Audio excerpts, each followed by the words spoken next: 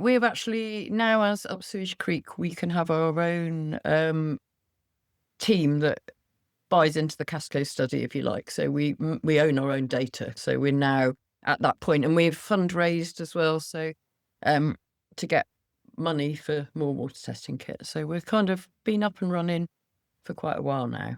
It was true though, from the very early days, they were just sort of two citizen scientists, for want of a better word, for the up Sewage Creek, and they did go far and wide and up the tributaries and down the tributaries, and they were horrified to say that they didn't find any clean water anywhere.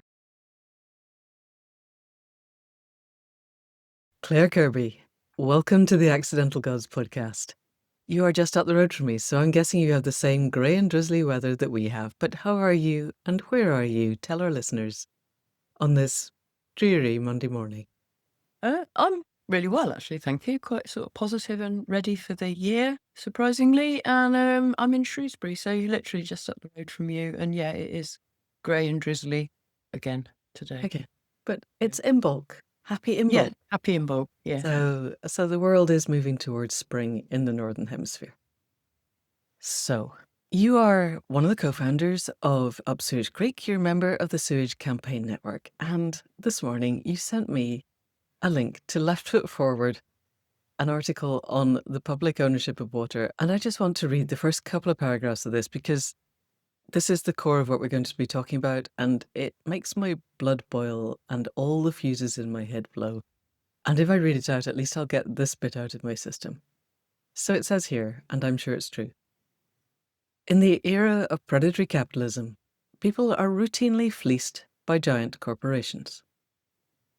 England's privately owned water and sewage companies lead the field. With the full approval of the state, they continue to fleece the people. Water companies lose over 1 trillion litres of water a year to leaky pipes. Sewage is dumped in rivers, lakes and seas for nearly 4 million hours, damaging human health, biodiversity and marine life. I would say not just damaging, I would say annihilating, but there we go. Since privatisation in 1989, water companies have been convicted of over 1,200 criminal acts, but none has had their licence to operate revoked. I could go on reading the rest of this article, which would continue to make everybody's blood boil, but let's leave it at that. We are in a critical situation and we have a government that quite clearly has no intention of doing anything about this. And yet, World Water Day is coming up and people around the world are becoming increasingly aware of what we're doing to one of our fundamental life-saving, life-giving, life-enhancing, life-affirming elements. And you're one of those people, and you've been working on this for quite a while. So Claire, tell us first how you came to found or co-found Up Sewage Creek, and we'll move on from there. There's a footpath down by the parallels to the River Severn, because the River Severn snakes all the way around Shrewsbury. It's like the reason the town is here, really, for the river. And there's a footpath that I walk regularly with our dogs. And it's started to become a bit of a common pattern to find raw sewage on this footpath. There's essentially a combined sewer outflow, so sewer runs underneath the footpath, and it's got about 5 manhole covers all along it. And when it rains heavily, the manhole covers pop and there's raw sewage on the footpath. And let me tell you, this is a really, really heavy footfall footpath where there's some flats there, and it's the way they walk to town. And there's also the showground, and it's the way people visiting the showground and camping and events walk to town. So it's a really high traffic footpath, and it's covered in shit like when it rains. So I've been sort of gradually starting to become aware of this and starting to report it. And then one day it happened again, and I just had enough. So on my way back home, I knocked on my neighbour Jane's door, and Up Sewage Creek was born, essentially. That sounds to me like quite an edited highlight, because you had listened to the podcast and you and your neighbour, or you alone, went to train with trusted people. Was that before this or after? Yeah, I had. Well, that was I've been listening to the podcast since the beginning, and on the Accidental Gods programme as well, actually. But I mean, I've done quite a lot of community stuff and quite a lot of environmental activism already. But I did do the Trust the People course, and it was sort of basically that's what they were saying. It was quite involved, actually, and probably because it was lockdownish still, and that was why I sort of had the time to do it. So I did this. I'd done this course, and it was basically just saying, well, think about something in your own community that you could organise around. And so I was like, what could I organise around in my community? And then it was that day when I trod in poo again, and I just thought, okay, that's it then, isn't it? Sewage. And to be fair, I had no idea just how bad things were in the rivers at that time. I think I was a victim of complacency, whereby I think we've been led to believe that since the Industrial Revolution, water courses in the UK got better and better, and there was salmon in the Thames, and I think quite a lot of us would have been lulled into a false sense of security. So this was happening on the footpath. I wasn't really aware of what was going on in the river then, but what we did, what Jane and I did, was we organised in our local hall. So just in our part of Shrewsbury, our neighbourhood, Coton Hill, we booked the Friends Meeting House and we organised a small people's assembly. So we sort of flyed all the houses in. There's about 200-300 houses in our neighbourhood, so we flyed them all. We got 50 people. Wow. A lot of them from the neighbourhood, but also quite a few sort of from the local XR and stuff that people I already knew, I suppose. So it was a bit of a mixed bag. For people not in the country, XR is Extinction Rebellion, which was, again, this was just after, or not long after, the Pink Boat and the occupation of Trafalgar Square, when XR was still a very big political movement and had a lot of people joining. So, and as I understand it, Shrewsbury had quite an active XR, probably still does. Actually. And Okay. yeah. So tell us what a People's Assembly is for those who are new to the podcast and don't know the difference between a citizens' assembly and a people's assembly. And then can you also tell us what was on your flyer? Because getting 50 people to come to the local Quaker meeting house of an evening is actually quite an achievement these days. Most people would rather stay home and scroll social media. Yeah, well, a People's Assembly is a citizen assembly is something that's done by government, and they do it by sortition, and it's totally random and kind of beyond our ability to do that kind of thing. But essentially, a citizen assembly is when, rather than just telling people what's going on, you actually get the people involved to say what they think. And we had 50 people, and we had facilitators who had some experience of doing this kind of thing before. How did you find facilitators who knew what a People's Assembly was and how to facilitate? Through XR, really. I think there was quite a few people who've been doing that, and then that was part of what the Trust the People training was as well. So we split into small groups. I think there were about 4 or 5 groups, and the idea of each group being facilitated was that so that everyone gets to be heard. So every single person got to express how they felt about this dreadful situation going on. And actually, we'd had someone from the Wildlife Trust come and talk to us. So by this time, we were realising it wasn't just the footpath either, that the river was also implicated in this pollution. So, yeah, and then we had a note taker, and then we collated everything at the end, and we had a list of what everybody had said, what they thought the priorities were, and what we should be doing. And that was the beginning, yeah, of Sewage Creek. And then actually, because I think with the XR involvement, we actually organised a little march through town about a week and a half later. So Up Sewage Creek did kind of start with a bang. And we got quite a lot of press, interestingly, as well. So, and we did get the attention of Severn Trent Water, and we've managed to keep their attention as well, really. So, okay, so let's talk about. I would like to talk about the process as much as about what it is that you're doing. So we got a People's Assembly, which pretty much by definition is self-organising and self-selected, as opposed to a citizens' assembly, which, as you said, is selected on the same basis as juries, technically. It should be a broad spread where you have representatives of all of the demographics, which if you only have 99 people is really hard to do. And as you've said again, requires that you have access to the voter rolls in ways that are delineated by all of the factors that you might want to bring into it. So it's a hard thing to do and very expensive. People's assemblies, you have who turns up. So people could say that it's a self-selected group and it's not representative of the wider community, but you've leafleted all the houses and you get the people who care. And that seems to me a good thing. Then you have facilitation with people who have had some training to make sure, I'm checking that this is true, that the loudest voices are not the only ones that are heard, because you can end up with overt or covert bullying in small groups. So if you get shy people who just are not very good at speaking up, and you get people who are very opinionated and have spent a lot of their lives telling other people what they think, and you can end up with weighted opinions if you're not careful. So the facilitators are there to make sure that there's equity within the groups. And then you have somebody good who's taking down all the opinions, and then you have to read them all. And that always strikes me as that's one of the pinch points in the process. Somebody has to get their heads around what everybody said, and that person has to be aware enough of their own process that they can see where their own resistances are, so you don't end up editing out the stuff that you didn't want to hear.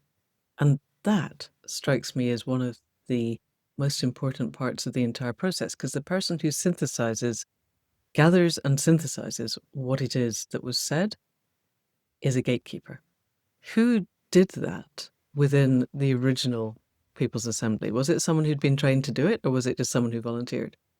It was actually Julie Dean, who's actually one of the accidental gods. You may know her already, and she was absolutely brilliant. I have to Right. say, she was the Excellent. perfect person, and she had quite a lot of experience. And she's a Right. teacher as well, so she worked with small Right. children. And teaching assistant, I think she worked with small children at that stage. So Right. she really Always did do useful. a super job, actually. We were Okay. very lucky. Excellent. And as I understand it, you said before we started, you ended up with a sociocratic meeting model. Was that something that came out of the first People's Assembly, or had you and Jane already decided as a result of the Trust the People trading that would be a good thing?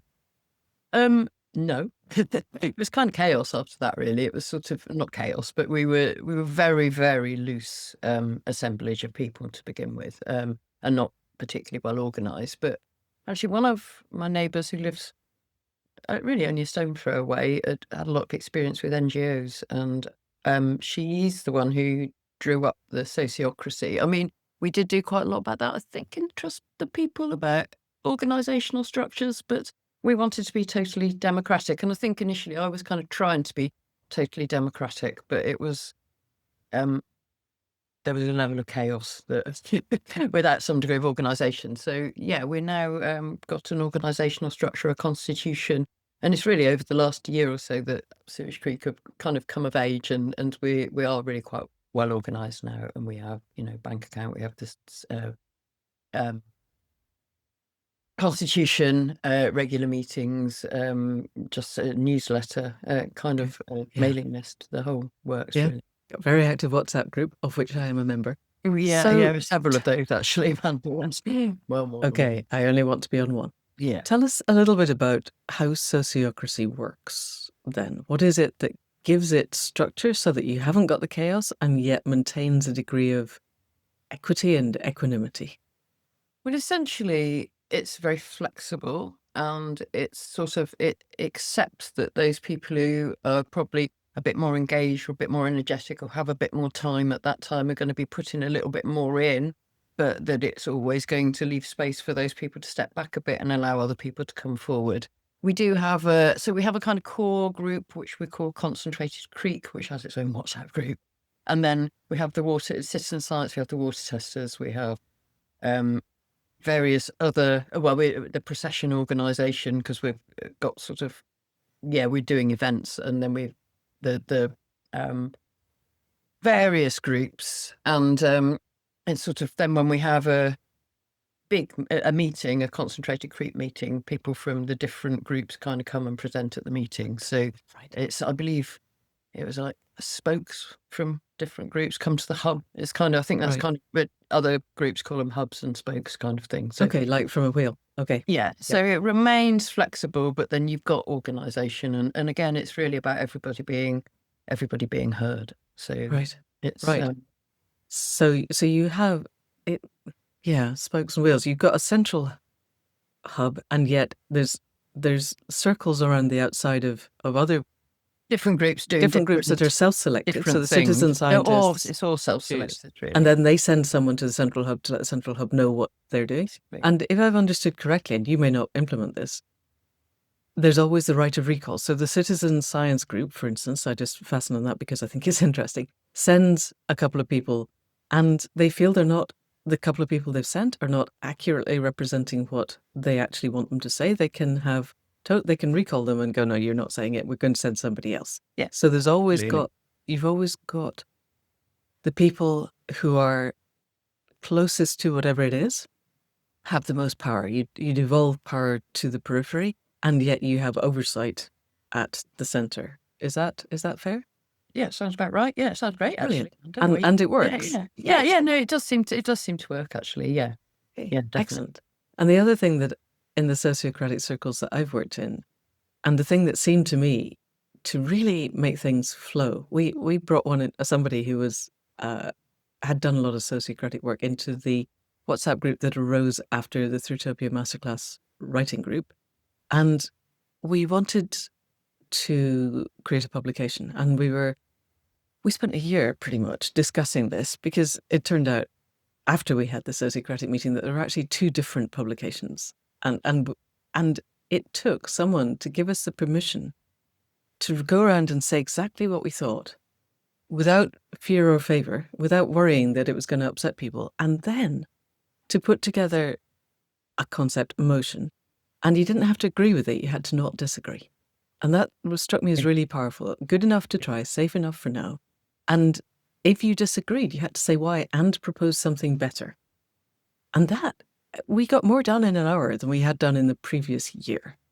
It seems an incredibly powerful way of bypassing people's tendency to self-censor and give them permission to speak. But also then, if you don't agree, you have to say why and produce something better. Clears a lot of the dead wood. So it has struck me as a really impressive way of organizing things. Yeah, it seems very intuitive to us anyway, that it's the only way we could really have gone, I think. So, yeah. Right. But somebody sat down and thought about it and made it work. made it into a system, which is fantastic. Did, so, yeah. Alrighty, so tell me about the citizen science, because this strikes me as one of the things that is really powerful about the whole of the network, not just in the UK, but across the world, is we have a lot of scientists in our communities who care about there being clean water in the rivers, and actually who care about the quality of the water coming out of the tap, which is something we'll get to later. They are often retired. They often remember when everything was cleaner when they were younger, which is a useful metric because the shifting baseline syndrome is otherwise a really important and bad thing. And they have the skills that we need to go out and establish the things that the sewage companies, water companies, would prefer we not know.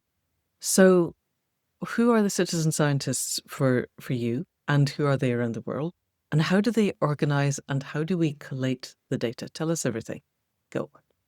Okay, well, actually, really early on in the history of Sewage Creek, this guy called Pete Lambert for the Wildlife Trust, he organised a water testing training day.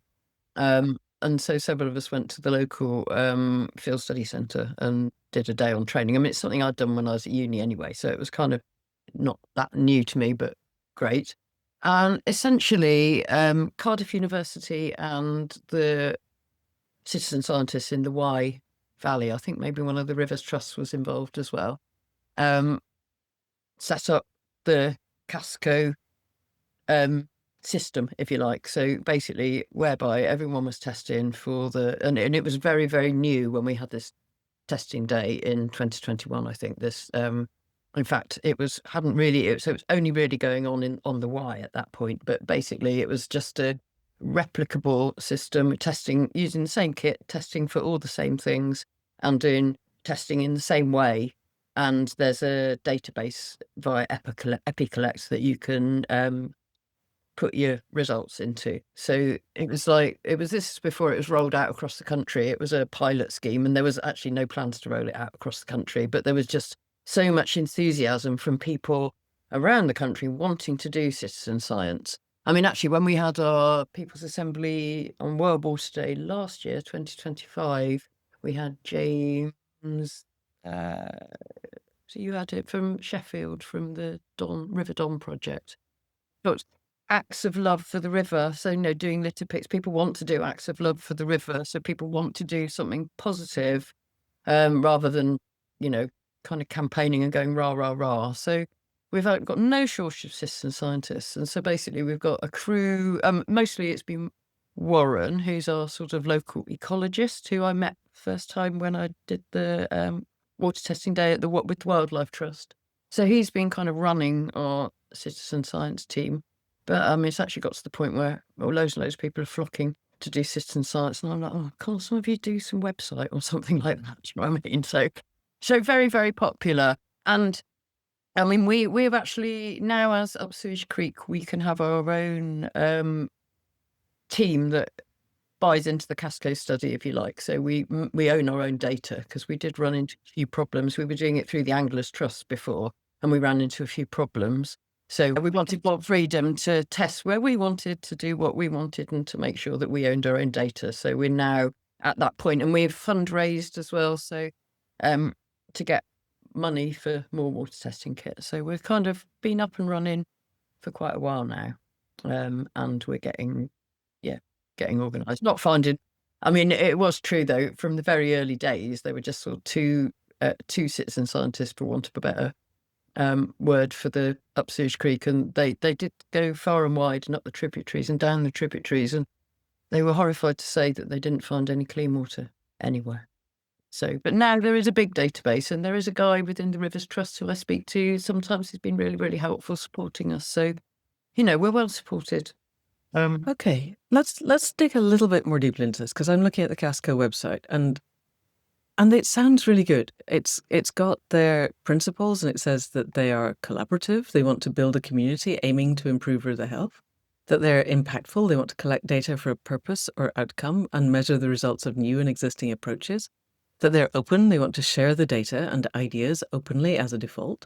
That they're rigorous, so they want to use appropriate best practice to collect and share the data. And they're future-minded. They want to grow our community's capacity to take care of rivers for the long term. However, they are funded by the Ofwat Innovation Fund. And for people outside the UK, Ofwat, OFWAT, is a government quango, basically. It's funded by the government. So they are taking government funding to create a citizen science database, which I imagine is going to create the data that shows that private companies owning our water and sewage systems is an absolute, utter, expletive deleted catastrophe. How do you and they get your heads around that internal contradiction? I think with great difficulty, actually. Okay. I was saying I got a kind of contact in the Rivers Trust, and I first saw him on a meeting. He was at a meeting of some description. He was really cool. He was saying, so I sort of tracked him down, and he actually said that he, on his spare time, he offered to support us as a sort of in his spare time, because he likes to. It was sort of his job was a little bit more about, like, saying things how it was wanted, if you How like. the government wanted enough him to say them? detail but yeah, basically he was up for supporting independent kind of testers who actually wanted to find something. And we did find along the way that there's a lot of testing of the main river where you're not really going to find anything. You're just going to find bad water, but you're not really going to find the source of it, if you like. Right. Yep. So when initially so there was a lot of that. The Anglers Trust are doing a lot of the mainstream, if you like, where you've just got a lot of dilution going on, and you're not going to really be able to find the point source. So it has taken us quite a while to get ourselves organised and to sort of know what we're doing. But that's why we want to have ownership of our own data. Right. And it is true that this guy in the Rivers Trust, it was like when we first got started, because I'd already come across him, he did actually see that we were putting our data into the EpiCollect, and he was like, I wonder if that's anything to do with Up Sewage Creek, because they were. So it's like there are good people inside the system who are going to be able to see something within the results, whatever happened. And also there are people like us who are wise to there's a lot of people who are wise to what's going on. There's some amazing people called CARP. I can't remember what it stands for, but they're down Stourbridge, Worcester way. And there's a guy, he's an ecologist, and he keeps turning out sort of reports about their water testing, and there's some really cool stuff going on. Okay. Many pages thick. Many pages thick. Right. I've got it up in the bathroom right now, his latest tome. So wow. Yeah, it's there's a lot of good stuff going on. There is a lot of good stuff. However, we could turn out as much citizen science as we like. demonstrating that for 4 million hours a year, they are dumping raw sewage into rivers that do not need raw sewage dumped into them. And I am remembering, probably just before lockdown, Faith went to pick up the grandkids from school because grandma duties, and a young child in the back saying, "We had the poo man today." And it's like, very exciting. Let's all giggle. And what's the poo man? And the poo man was from the local water company who had been to the children's primary school to explain to them that it wasn't their fault that there was sewage in the river, because when it rained, it just filled up the pipes. And what would you do? If you don't dump it in the river, it'll come back up the toilets. So would you rather it come back up the toilets? No. It's fine. It goes in the river. They'd been lecturing at the primary school. And Faith wasn't born yesterday, so she explained that probably the poo man was making millions and millions and millions of pounds. And if you had millions and millions and millions of pounds and the pipes were too small and you were otherwise dumping in the river, what would you do? And the 5-year-old in the back goes, "I make bigger pipes." You think, well, if the 5-year-old can do it, the water companies can do it. I have to keep remembering not to swear because we have to keep our license. And they don't, because they're too busy acting as an ATM for their investors. And most of the money that the water companies make is going to pay their shareholders who think it's great. And one of the reasons that I keep being told, well, we can't possibly re-nationalise the water, is that pension companies have invested in the water companies and that's how they're making their money. And if we re-nationalise the water companies, all the pensions will have no money. We are right in one of those clefts in the heart of the beast, of the giant vampire squid wrapped around the face of humanity, and I can feel myself becoming increasingly irritated, so I'll just chill. But this is not how the system needs to be, and it isn't hard to see how to fix this. And yet, quite clearly, we have a government that is massively invested in not doing anything about this.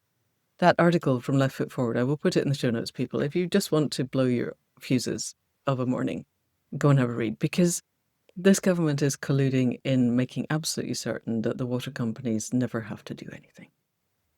And in that respect, like everything else, they're exactly like the Tories before them, and presumably will be exactly like anybody who follows them unless it's the Green Party, which is probably why the establishment will do whatever it takes to make sure the Green Party cannot possibly move into power in this country, which is why we need total systemic change. So we've just done the whole loop of the system is not fit for purpose. Let's unpick it a little bit. What happens when you go to the local sewage company, I'm going to stop calling them water companies because they're just not, and present them with the evidence that what they're doing is wholly irresponsible and illegal, actually criminally illegal? What do they do? Well, the head of the water company blocked my email address. They didn't Wow. didn't want to hear, particularly. Okay, so that's head in the sand. Let's just take the ostrich position. La la la, we can't hear you. Yeah. I And also it was, remember you saying recently that you had been reporting to the water regulator the sewage, and they had not been noting your reports. Is that? no. Do I remember that? Tell us about that also. Yeah, basically, it's like going back to the footpath, because the footpath within up Sewage Creek, sorry, is my little baby because it's on my regular dog walk. And yeah, I've been reporting it for years to the Environment Agency, which is not much fun. It's usually pouring with rain because that's That's why what's there. it's Yep. happened. And it's like I'm usually walking the dogs. I've got my hands full, and I'm ringing up the Environment Agency, who their office is somewhere like, I think it's Doncaster or something like that, miles away. So I've got no idea where I am.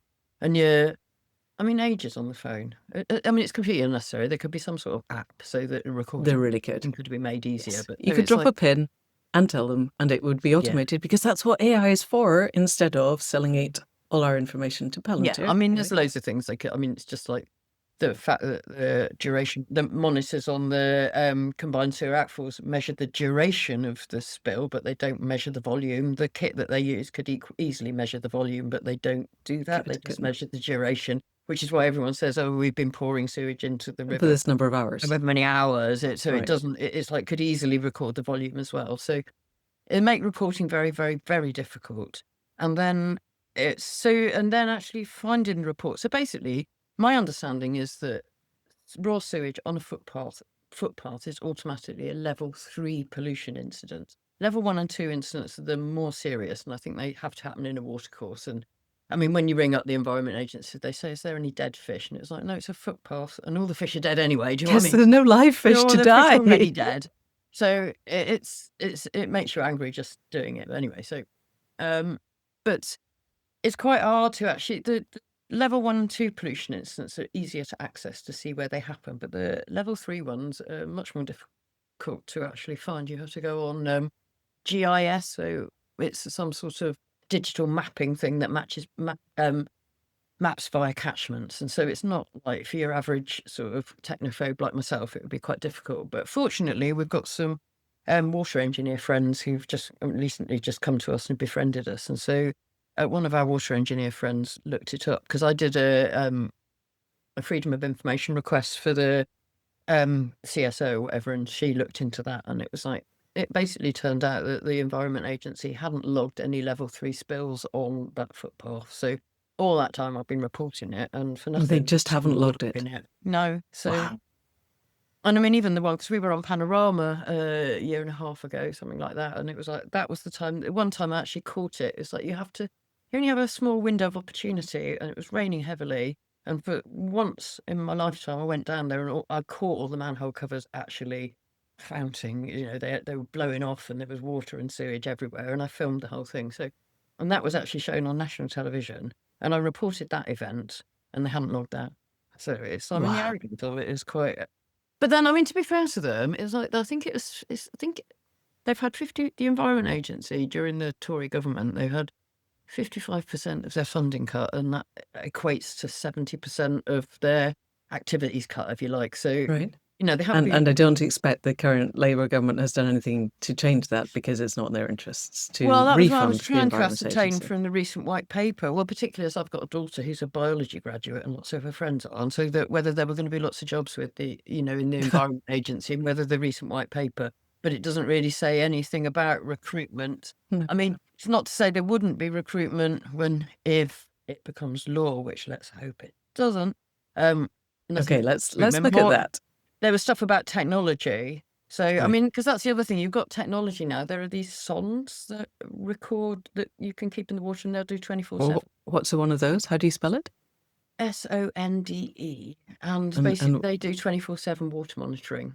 right, like they've got up the River Don that then feeds into the AI that then tells you everything you want to know about oxygen levels Essentially. and triglyceride levels Yeah. and Yeah. potential pollution levels, and so you actually don't need your daughter and her friends. Yeah, But basically. Yeah, leaving this that is what aside, I mean, I'm not sure. This is what I'm wondering. I believe there's going to right. be a rollout of sondes. We've got one in Shrewsbury where we've got the bathing water status, and we've got one there. But we're sort of, I mean, we have the Reverend Paul Cawthorne, who's like the vicar, who's like, an amazing water campaigner, just in a village a stone's throw away. And he's campaigning. He says we should have a sonde, well, above the town and below the town. At least. And then you've got, because we've got 28 sewage outfalls through Yes. the town of Shrewsbury. and which people is, swim in the river, and people swim in which the- is bizarre. I remember reading a report somewhere along the line, and the levels of E. coli were actual millions of times higher than Yeah. the maximum permitted amount for people to swim, and people were still swimming in the river because I don't know why. Yeah. It doesn't even smell good. Well, in the summer, I we were doing a litter pick actually down by the river in Frankwell by the theatre, and it was a beautiful sunny day, and there was a couple with about a 9-month-old baby. Oh no. They were about to float the baby in the water, and I was just like, because it's where the bathing water is. There's a big sign saying bathing waters, and there's only a very small part of the sign saying might not be safe to bathe. And these people were putting their bed, and I was like, do I tell them? Don't I tell them? Do I tell them? It's like, Yes, tell tell them. me you told them. Yeah, I told them. I had to tell them, and it wasn't comfortable for me, and it was awful. But actually, the Windrush Against Sewage Pollution, there's a docu. I think, what do you call it? A docu drama coming out. I think 25th of February. Not quite Okay. sure what it's called, but basically that is looking at people who have become ill, and some people apparently have even died from sewage pollution. Okay. And you that's would think coming out- somebody would be prosecuted for murder as a result of that. But Well, no. Let's see. I mean, it's going to be. Okay, so you'll have a link for that. and I will At put it in some the show point, yeah, notes yeah, yeah, because definitely. So this. that's coming out in about 3 weeks. So Okay, and the podcast is going out in 10 days. So we will have a yeah, link, guys, at the yeah. point where we can. All right, so let's broaden this a bit because I don't want this to become just about England's sewage. It's worth noting that Scotland never privatised its water system and does not have these issues, and the Welsh system is slightly different again. Let's not go into that because this is a global podcast. And where we're at is the only countries in the world that privatised their water and sewage system were Chile under Pinochet, and then Margaret Thatcher was so impressed with Pinochet that she decided it was a good thing to do in the UK. And as I understand it, from actually listening to Ed Miliband's podcast many, many years ago, they keep bringing people over, particularly from the US, and going, look, we privatised our water system and we're making this much money. And even the Americans look at that and go, you know what, that's a really bad idea. And they haven't managed to persuade a single other nation on earth that privatising the water system is a good idea. But this doesn't mean that everybody else's water is clean, because clearly it's not. So David Farrier's book is Nature's Genius. He was on the podcast back in number 320, was full of accounts of rivers that are so polluted that the life that continues to live there is evolving to cope with astonishing levels of pollution. The River Hudson is one of the most polluted rivers on the planet. And apparently you used to be able to tell what colour Ford was making their cars this year by the colour of the water. And we've ended up in a space where we are so disconnected from the web of life that we don't even care that we're polluting the water that we are then going to drink. All of our rain is now completely contaminated with PFAs, forever chemicals, which are known endocrine disruptors and known carcinogens, and there is not a single drop of water on the planet that isn't contaminated with these, because the people who make them have much bigger lawyers than anybody else, and there are 16,000 of these chemicals, and we regulate 7 of them. And as soon as somebody manages to regulate one, they change one atom in the molecule and re-release it, and it's a whole new thing, and it's not regulated. And somehow it seems to me this is at the heart of the corruption of the death cult of predatory capitalism, is it's more important that a company continues to make a profit than that the water is safe to drink or swim in, or we keep oceans actually alive because phytoplankton produces a significant amount of our oxygen and we would like to continue to be able to breathe the air. None of this sinks in because we have a system where profit is everything. And I'm not expecting you as a water campaigner to have an answer for that, but I would like to unpick your experience of how the corruption works. Because even sewage company people drink water. Even sewage company people might occasionally, I guess, like to go and swim in a river. Or they might like to be able to surf without surfing past raw sewage. All of the things that are no longer possible in the world that we inhabit.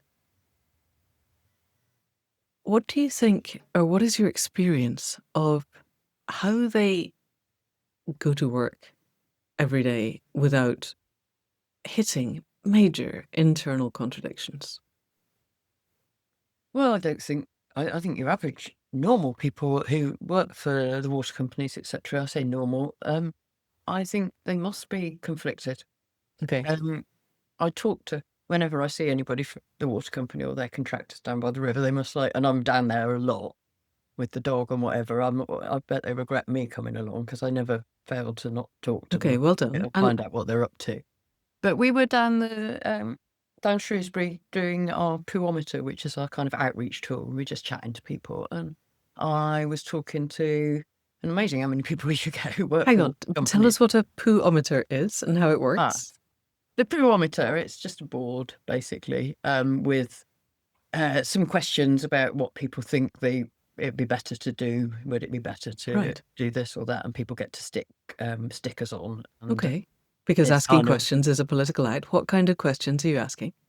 Well, we're just sort of saying, would it be better to pump shit into your rivers, or would it be better to not pump shit into your rivers, kind of thing? So, let me think about that. I mean, it's no right or wrong answer, but basically, and people could stick as many stickers on as they like. But do many people vote for pumping shit into the rivers?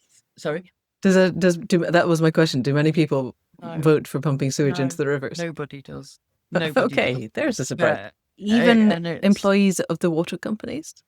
well, no, I mean, I was just the last time we did it, actually, I was just talking to this couple, and he worked for a subcontractor for the water company, and I just said, "Do you imagine that in your job, you were really bringing about positive change. You were going to be bringing the river back to life." And it was like their faces lit up.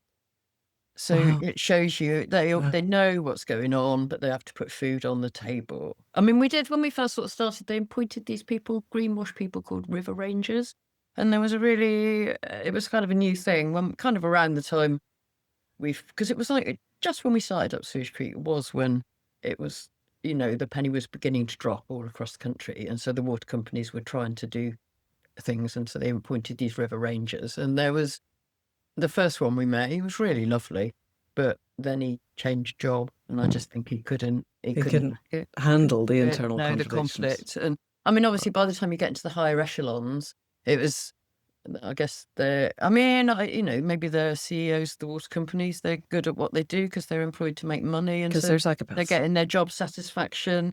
They're getting the dopamine from like their Well, they're getting the dopamine from the gold watch and the Rolex and the big car yeah. and the big house and presumably multiple failed relationships. Hey, I'm projecting a lot. But I've been talking to a number of lawyers recently for the podcast, and someone who hasn't yet been on the podcast, but was working as an advocate for the web of life within the companies, and a water company had taken them on, and about 6 months in, sacked them because they just couldn't handle somebody going, "You can't do this. If I'm speaking for the natural world, you have to stop doing what you're doing." And as far as I understand it, the narrative was, yes, we hear what you're saying, but we still have to make a profit, and these things are not compatible, so you have to go. And this is psychopathy. I'm really sorry if that's a bad thing. And it's Monday morning, and it's cold and wet, and maybe I'm being more judgmental than I should be because I've been watching the news over the weekend, and fascism is on a roll. It But probably wouldn't be as wet if there wasn't so much psychopathy psychopathy, about well, there, it's would it? I mean, February. it would, it's like we'd have a nicer January I if there think it's weren't so February. much It's allowed to psychopathy be, about. Yeah. So, British weather has been notoriously cold and wet since before Caesar arrived 2,000 years ago. So I don't think we can necessarily blame been a wet climate January, emergency. though, hasn't it? It has been a wet Yeah, January. yeah. When we first moved here, we were told that we needed to buy a freezer and stock it for 2 weeks in February because we wouldn't be able to get out because of the snow. And it has snowed in February once Mm. in the 20 years we've been here. Yeah. It has flooded. When we were in the old house, the other side of the hill, it flooded to the point where the tractor couldn't get through at the bottom of the road. But it hasn't ever snowed and blocked us in. Leaving that aside, because that's a whole separate thing. We live in a world of government corruption. There has been a white paper. I think this is worth having a look at because for World Water Day, quite a lot of people in the UK will be pushing against this white paper. So the white paper looks to me to be total greenwash. It's designed to prove to the government that privatisation of the water companies is a good thing and needs to continue, and that it would be massively too expensive ever to consider re-nationalising, which is obviously what the Green Party wants to do. Am I right, or am I just being Monday morning grunch? No, it won't. It wouldn't cost anything to take water back into public hands. Explain The the government have been economics of that. touting this figure of £100 billion to take water back into public hands, which is some sort of RV something figure that occurs in RV? industry. I don't Right. really know what it means, but basically it's a water industry. It's a number It's a they've dreamt water up. industry number that they've dreamt up. And actually, this is what my husband said about the white paper. He said, because we've got a copy, we've been reading it, and it is like the language is. So what did Tim say? He said, I mean, I said it's like newspeak, and he said, yeah, they're making up new words for what they aren't doing. Just they're making up new words for what they're not doing. And that, you don't really have to say much more about it than that. It doesn't really say anything. It's vacuous language. It's like, it is quite scary language, actually. And yeah, I mean, basically it's built on two, so yeah, they're basically saying that to take water back into public hands would cost £100 billion, but effectively it wouldn't, because all the water companies are effectively bust because if the legislation, the current legislation had been enforced, they would be bust, and therefore all the massive debts they've got on all the shareholders or whatever, they're bust, and so they walk away and leaving just the assets which have been so asset stripped and so run down that government could buy them back for next to nothing, basically, which would come out of bond money. And so, yeah, we could have water back in public hands, cost nothing. And then you've got something like 24 million households paying something like £500 a year for the water.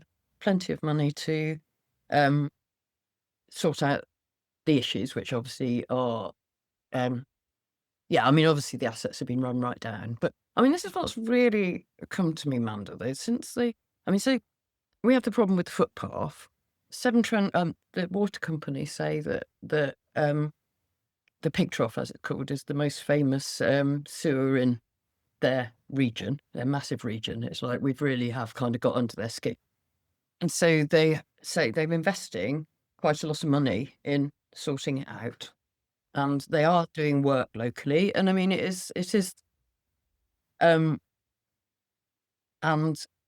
but clearly, if they've started doing this work, it's like just obvious from talking to them that they've never actually seriously thought about doing anything about the raw sewage on the footpath ever before. They hadn't thought about it until we started making a fuss. And then they're like, oh, what can we do about this? And so they've got a big plan, and they're actually getting on with it. They made a start there, and they're using some nature-based solutions, which is good. But hang on, what's a nature-based solution? Well, the sustainable urban drainage is what it's. So they've made these swales on the local play park, and then so you need to tell us what a swale is for people not familiar. Swale is basically like a rain garden. So what they've done is they're capturing all the water that on one side of this sewer catchment. They're catching all the water that comes off people's roofs and drives, and they're diverting it to these soakaways, essentially. Right. But that's slightly another story. But clearly, prior to that, they just never, ever thought about what they would actually do about any of the problems. And I mean, this is actually one of the things that kind of fills me with a little bit of optimism.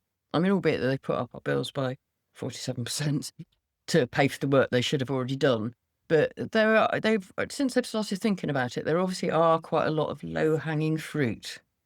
And they are getting on with doing those things, which I believe are making a massive difference. So there's loads of stuff they could have done years ago, which cost them hardly anything, and they just haven't done because their priority was clearly, like I'm an animal behaviourist, Manda. It's like you can tell you can tell the motivation by the behaviour. So like you look at a wood company and you look at the behaviour, and then you can see that the motivation is clearly just making money. It's not sorting out the issue. So now they are, but they've done. We had a meeting. Actually, I had a meeting with the local water company at the very beginning of January, and it did sort of fill me with hope because there were little islands. It wasn't mostly my meeting; it was the Reverend Paul Cawthorne's, and I just went along. But there were moments when I could actually see how the water company and activists could work together. It's like we were highlighting problems on the ground, and they were saying we're going to take a look at that, and then everything went to distrust and whatever again. But it was like there were moments when you could actually see how we could work together. And if the whole remit of the water company weren't making money, it was sort of sorting out the problem, then we could all work together in the catchment. Could be beautiful. Yes. Which is, so we're back to this is the nature of predatory capitalism. It wasn't that every company had to make money for its shareholders, then we could work together. I want to follow that, but just before we get there, I looked up what it meant for RCV. So for people listening, I think it's worth saying this is from the Left Foot Forward article. And they're pointing out customer bills have increased by record real terms. Instead of investment in sorting out the sewage, companies chose to pay over 85 billion in dividends to shareholders and financed it by borrowing 82.7 billion. So basically, they just turned themselves into money laundering systems where they borrow money in order to pay their shareholders. Yeah, they make the money clean and they make the river dirty. Yes, very good. And you were talking about RCV, the cost of public ownership. So this is saying the government has claimed it would cost 100 billion to bring water industry into public ownership, a calculation not supported by any academic study or research by credit rating agencies.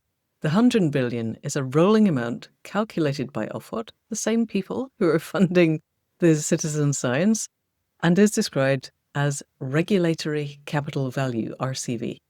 The essential method is to take the RCV at the beginning of a financial year, multiply it by the rate of inflation during the year, add investment during the year, and subtract depreciation and capital grants.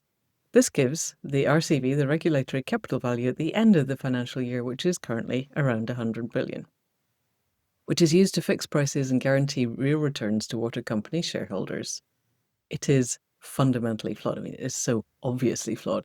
What they're saying is, this is quite amusing, I think. The Ofwat government approach leads to nonsensical answers. Suppose you bought a car in 1989, which is the year the water companies were privatised. Since then, every year, you multiplied that price by the rate of inflation, added investment and adjusted for depreciation.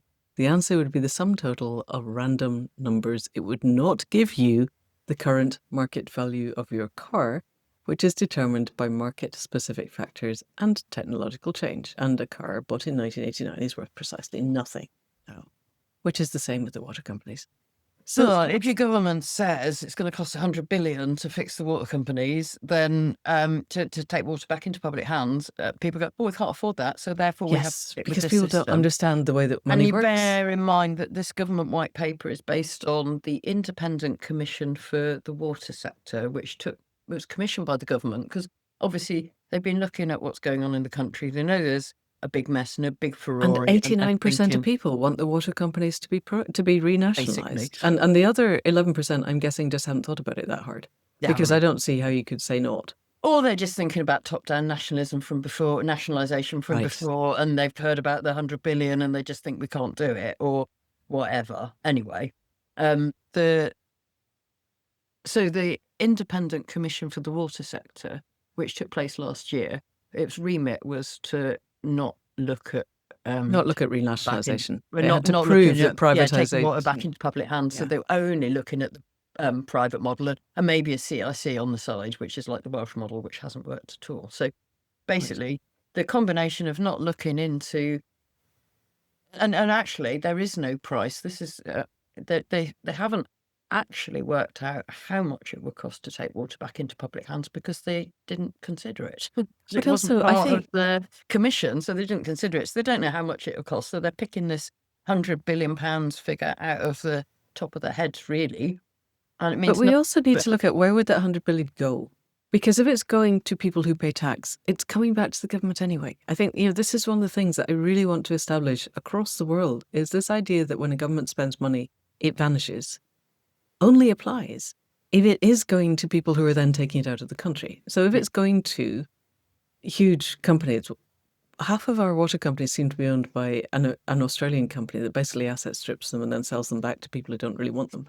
If they're doing that and all the money flows into private accounts in the Cayman Islands, then yes, that money has gone.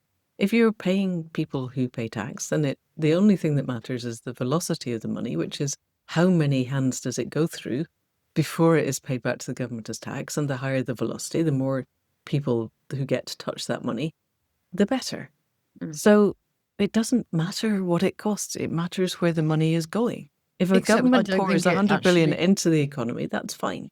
But I just think it doesn't even cost. Oh no, it doesn't. Anything. No, they could pay nothing at all. Taxpayers anything. It's my understanding, and but I just think people find that really hard to understand or believe because we've been sort of so kind of brainwashed, and so I think, and this is the real issue. So it looks like the government has done like this massive look into the situation through this commission that I keep wanting to say the People's Commission, but the Independent Commission, but actually didn't consider public ownership. And wasn't independent and wasn't independent because it was just DEFRA who they have no external scrutiny. So they got no external scrutiny. So it was just DEFRA. So they, but most people, I think, really do believe that it's going to cost so much money to sort So how do we counter this? So what's happening on World Water Day to help us to counter that narrative? Well, on World Water Day, around the country, there's people in their individual. So basically, you've got all little sewage campaign groups like Up Sewage, anti-sewage campaign groups, anti-sewage. Yeah, that's true. Yeah, we're not pro-sewage. So all over the country, and so if all the little groups are doing something on World Water Day, we are having a procession and we're planting a black poplar tree, a native black poplar tree by the river in Shrewsbury and Frankwell. So that's kind of what we are doing. But other people are doing different things. There's library events. There's wild swim. So, but I also believe that Extinction Rebellion they've got a dirty water campaign, and they're doing something on World Water Day. So I think at the moment we're trying to team up. Certainly in Shrewsbury, we've teamed up with our local XR. But if basically all the anti-sewage groups are taking action all over the country and being very visible and getting in the news, and if they team up with Extinction Rebellion and locally in Shrewsbury as well, the Green Party are teaming up with us as well. So we've got quite a lot going on in Shrewsbury. But actually, one of our local Green councillors, I bumped into him the other day, and he wasn't aware that other Green Party groups, local groups around the country, were going to be doing anything on World Water Day. But he's got a national job as well. And he was like, right, Claire, I would take that to National Green Party. So it's possible, because we've still got a couple of months, haven't we? So Yes, it's 22nd of March. 22nd of March. So it's sort of on the equinox. So we could have, if everyone sort of teams up, you could have a massive national event. Yes, and it's worth saying for people in the UK, there's an MP's briefing on water reform on the white paper on the 24th of February. And if you can push your MP, you can try. Your MP will take no notice of you whatsoever, because that's the nature of politics. But it would be good if they went along. There's a campaign day at Westminster on the 17th of March from 1:30 till 3:30. An MP information drop-in on the white paper. And again, we could ask your MP to go along. And then World Water Day itself is on the 22nd of March. And it does seem to me there's going to be wild swims and processions and storytelling and library events. And what we need somehow is to amplify that around the UK. And then World Water Day is a whole world thing. It's just, I first found out World Water Day because we sponsor a child in Bangladesh, and he writes to me every now and again, and he said, we did this World Water Day, and that was like, oh wow, I didn't even know there was a World Water Day. So then we did our People's Assembly last year on World Water Day. Because and I was like, wrote to him and said, well, yeah, we flood in Shrewsbury. I believe you flood in Bangladesh. So we've got this kind of, connection across the world. It was kind of lovely. Yeah. So, because there's World Water Day, and then in March, and then there's World Rivers Day in September. So quite a lot of things there. But the timing of this is good because the white paper's now out, the bland white paper that makes up a new word for what water companies aren't doing. We need to stop it becoming a bill, the water bill. Right. So the day in the MP briefing on the 24th of February, and then I'm planning to go to Parliament. I've already made an appointment with our MP to be there on the 17th of March. So we're going down for that. But anybody, you don't even have to have a local anti-sewage campaign group in your area. If you want to go on the 17th of March and see your MP, then make an appointment with your MP. The Sewage Campaign Network are going to be sharing information about what to say to your MP. And so we just want as many people down there as possible to meet their MPs and give them a hard time, basically. So okay. And then round the world, 2026 World Water Day. So World Water Day has been happening on the 22nd of March every year since 1993, which is not far off when water was privatised in the UK. Yeah. And this year, it's water and gender. And it says on the website, which I will put on the show notes, the global water crisis affects everyone but not equally. Where people lack the human rights to safe drinking water and sanitation, inequalities flourish, with women and girls bearing the brunt. This World Water Day, it's time to centre women and girls in water solutions, because where water flows, equality grows, which strikes me as a pretty good thing. This is a United Nations promoted thing. And we don't necessarily love huge global systems that are designed to maintain business as usual, but that strikes me as not a bad thing. So in the UK, pressure your MP to not let this thing become a bill, the water bill. Yeah. But given that we have a Labour government that has a fairly large majority, your MP is a Labour MP, they don't seem inclined to face up to what is an incredibly authoritarian small clique at the top. What are the chances that it will become a bill? Well, I don't want to speculate really, because I think we just got to. Too depressing. It could be too depressing. So, I mean, I don't think it can become a bill because we haven't got time. It's like you've got. I mean, was the was it only last week or the week before you got the national security briefing Yes. about Yes. That they finally released. Yes. yeah, about biodiversity collapse. And this is what I just say to our MP. I said, this is the biodiversity collapse is happening.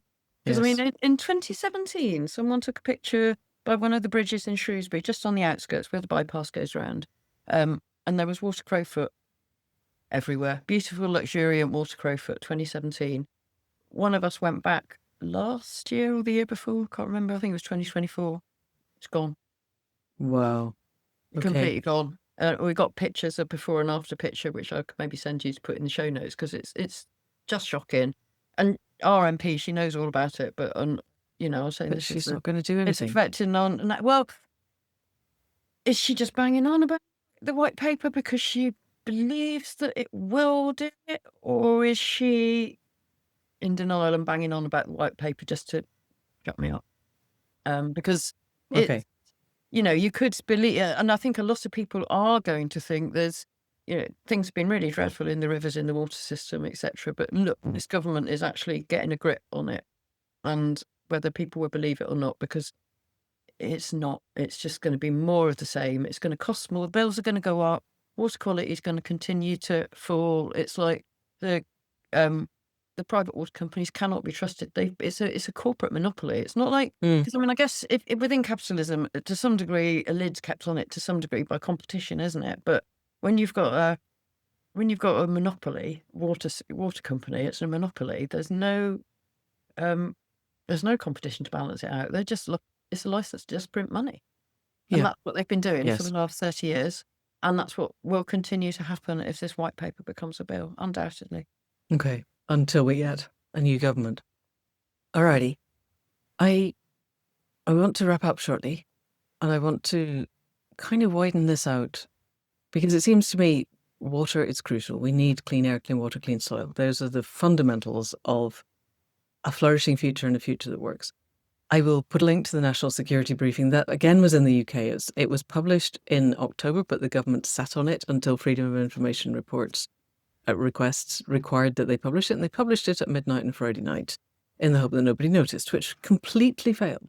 And having read it, I have to say, it's very mild. I think it completely underestimates quite a lot of the risks that we face. And even then, it's putting, for instance, in the UK, the risk of not being able to feed ourselves as really high. Our food security is rubbish because we rely on importing a lot of food with people that governments have done deals with to keep their governments happy. So that says we need increased biodiversity in the UK. We are one of the least biodiverse countries in Western Europe. However, at a wider scale, we're looking globally at total water contamination, and we need globally to have clean water, or we're not going to make it through.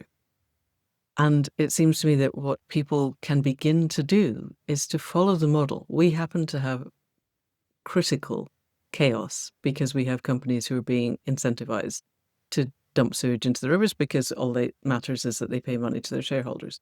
But all around the world, the rivers are foul.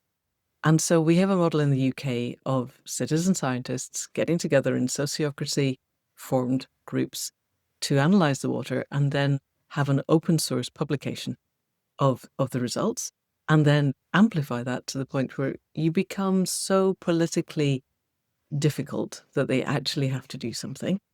And that then can ripple up.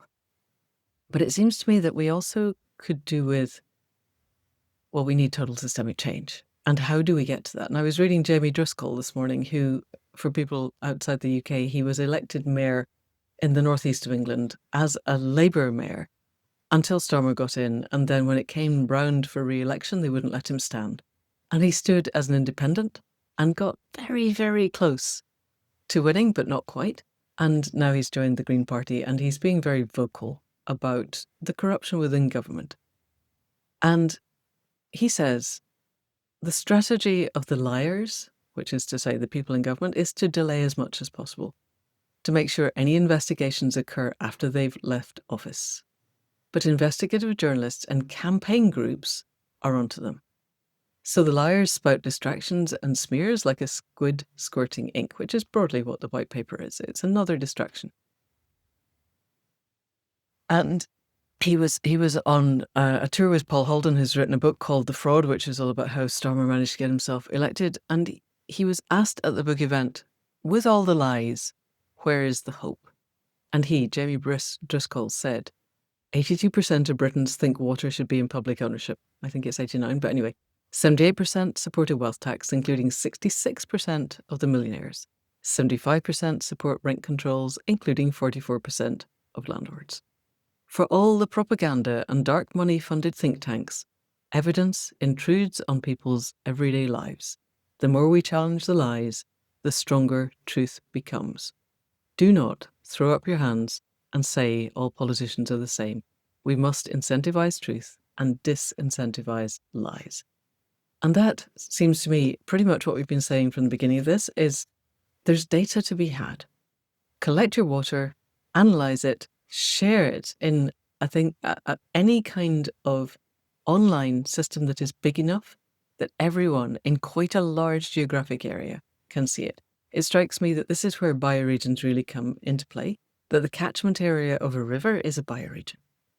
Get together with all the people in the catchment area of whatever river is your local river, because you will have a local river.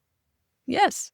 This is the water from Seven Source. In bulk, we went to Seven Source, and this year we're doing, well, we should be going now, but we're going end of month, we're going to Seven Beach. And we are connecting up with the groups down Seven as much as possible. Quite a few more rights of river orientated. So we've got the rights of the river people that we're connected up with, who are engaged with that. And then we've got the Sewage Campaign Network, because anti-sewage. Jane and I, my co-founder, we were talking about, we were saying for ages, we need an umbrella group. And then, and it was like, we were thinking, oh, we have to join up and down the Severn. And then all these other groups started popping up. And then the Sewage Campaign Network, or Windrush Against Sewage Pollution, and the Ilkley Clean Rivers, and the Windermere, and I think the Henley Mermaids, they've been we formalised into the Sewage Campaign Network. So we have a national umbrella group now. Right. Because of the magic of modern technology, we're all connected up, we're chatting to each other, we're working together. And, if we can get XR, the Green Party, out on the 22nd of March and make something massive, then, because the thing about water is, like you said before, it is life. Water is life, and everyone knows it. I mean, we're 65% water, so connecting with nature, connecting with water is, it's what we do. It's second nature to us to connect with water. We are water. So, and like you said at the very beginning, well, like we were saying when we go out with the perometer, nobody sticks a sticker on, yes, it's a good idea to pour sewage into the rivers. Yeah. No. So, I mean, whilst you got, climate change and CO2, there's all, people are saying it's not man-made and this and that. You can't really do that with rivers. And like you said, so it's got to be, well, I've got a lot of faith that we'll wait there, really. Serve the shitstorm. We've got to serve the shitstorm. Right. And I think the last thing to say before we wrap up, this seems to unite people across the political spectrum. Seemingly, yeah. It doesn't matter whether you consider yourself to be a progressive or a reactionary, or you're on the woke left or the old fascist right, you still want clean water. Yeah, and I mean, I think you would also say that in general, within activism, climate and, nature activism is probably slightly more women than men. In Sewage Creek, we're more women, but so I went to this meeting in Ironbridge, and it was about the state of the rivers. And as I walked in, I was like, there's a lot of men. Oh, that's good. Full of men. Fishermen. Okay. Fishermen. Right. So, people will come to this from a lot of fishermen. Okay, so people come to spaces. This for their love of the river and the sports and the things that they do. So it is across the board. It's a life issue, isn't it?